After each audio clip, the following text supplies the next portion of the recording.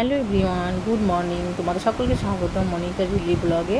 তোমরা ব্লগটি দেখতে থাকো, আশা করি তোমাদের খুব ভালো লাগবে। সকালবেলায় সমস্ত কাজকর্ম করে বিছানা তুলতে এসে নতুন করে বিছানা চাদরটা পাতলাম, তারপরে চা বানিয়ে ঘরে নিয়ে চলে আসলাম। প্রত্যেক দিন বিস্কুট দিয়ে চা খাই, আজকে মনে হলো যে পাউরুটি দিয়ে চা খাই। তা পাউরুটি দুটো ভালো করে ছেঁকে নিয়ে এসে এখন চা দিয়ে পাউরুটিটা খেয়ে নেবো, তারপরে গাছের ফুল তুলতে যাবো। এই দেখো, এই নীলকণ্ঠ গাছটা না 2 বছর হয়ে গেছে, তা গাছটা খুব কেমন শুকনো শুকনো হয়ে গেছিলো।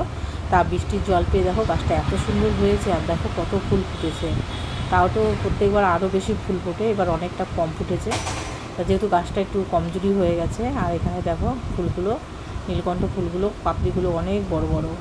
সামনের দিকেও আছে, সেই ফুলগুলো একটু ছোটো, কিন্তু এই ফুল গাছটা না ভীষণ ভালো, এই জন্য রেখে দিয়েছি, তুলিনি।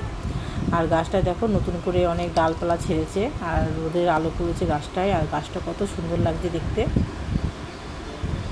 ভীষণ সুন্দর হয়েছে। আর এই গাছটার মধ্যে অনেক আগে একটা পাখির বাসাও দিয়েছিল, সেই বাসাটা রয়েছে। দেখো এই দেখো গাছের ডালগুলো একদম একদম লকলক হচ্ছে। আর এখানে দেখো সকালে টিফিনও বানিয়ে নিয়েছি, রুটি তরকারি।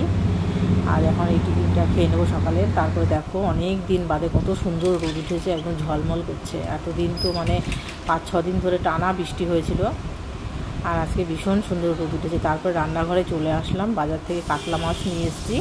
তার মধ্যে কি বলবো আর তোমাদের, কাতলা মাছটা যেই নিয়ে এসেছি প্যাকেটটা টেবিলের উপরে রেখেছিলাম, তার প্যাকেটটা না বিড়াল এসেছিলো, তা নিয়ে চলে যাচ্ছিলো। তা সেখানে এমন তালা দিয়েছে, বিড়াল আর নিতে পারিনি। যাই হোক, মাছগুলো ভালো করে ধুয়ে নুন হলুদ মাখিয়ে মাছগুলো ভেজে নিচ্ছি। আজকে রান্না করব দই কাতলা, এই বড় বড় কাতলা মাছ দিয়ে দই কাতলা রান্না করলে না ভীষণ ভালো লাগে খেতে।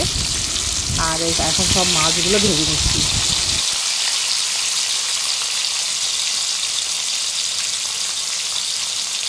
মাছগুলো সব ভেজে নিয়েছি, তা এখন রান্না করব হচ্ছে তেল বেগুন।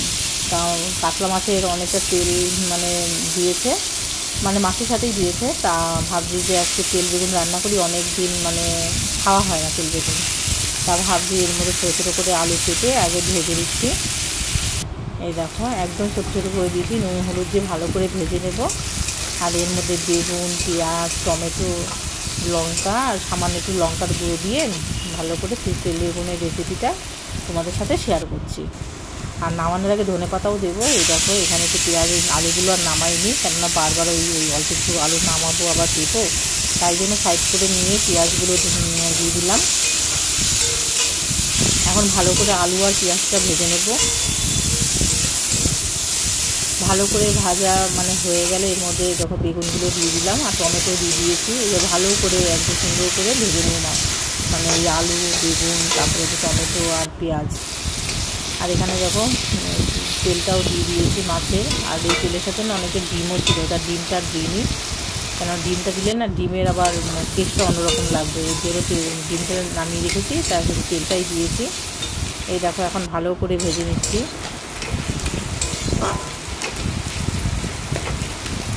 এখানে দেখো আলু বেগুন সমস্ত কিছু ভালো করে সিদ্ধ হয়ে গেছে। এই দেখো নামানোর আগে একটু ধনেপাতাও দিয়ে দিলাম। আর তেল বেগুনের মাছের কাতলা মাছের তেল বেগুনের রেসিপিটা তোমাদের কেমন লাগলো বলো। আর এখানে দেখো চিচিরিঙে ছিল ঘরে, ডিম দিয়ে চিচিরিঙে ভাজাটাও করে নিয়েছি। আর এখানে দেখো তেল বেগুনটা নামিয়ে নিয়েছি কাতলা মাছের, দেখতে কেমন হয়েছে অবশ্যই জানাবে। আর এখানে দেখো এই দেখো তো কাতলা মাছ দিয়ে দই কাতলা রান্না করেছি। এটা আমি প্রায়ই রান্না করি, দেখতে কেমন হয়েছে অবশ্যই জানিও। আর এখানে দেখো হঠাৎ করে এত সুন্দর রোদ উঠেছিল, সেখানে দেখো পুরো মেঘলা হয়ে গেল, দেখে মনে হচ্ছে মুষলধারে বৃষ্টি নামবে। তারপরে দেখো রাত্রিবেলায় হঠাৎ করে দেখছি এখানটায় একটা 4-5 দিন যেহেতু অনেক বৃষ্টি হয়েছে, তা দেখলাম যে এখানে একটা স্নেক ঘুরে বেড়াচ্ছে। এই দেখো আমি যেখানে টর্চ মারছি ওই জায়গাটাতেই আছে। তা ভীষণ ভয় লাগে, কেননা এর আগে অনেকবার ঘরে ঢুকে গেছিলো, তার জন্য তখন বাইরে সাপটা রয়েছে, তো আমি ঘরেও যেতে পারছি না, ভয় লাগছে, কেননা কোন সময় আবার ঘরে ঢুকে যাবে। এই দেখো এই জায়গাটায়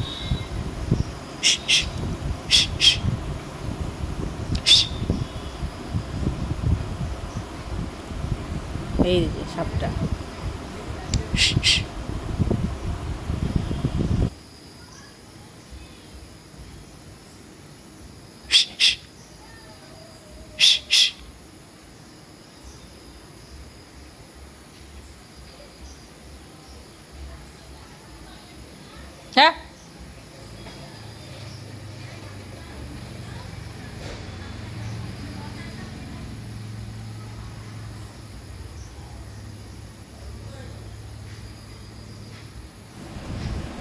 তোমাদের ভিডিওটা কেমন লাগলো অবশ্যই কমেন্ট করে জানাবে। টাটা, দেখা হচ্ছে নেক্সট ব্লগে। তোমরা সবাই ভালো থেকো, সুস্থ থেকো। টাটা।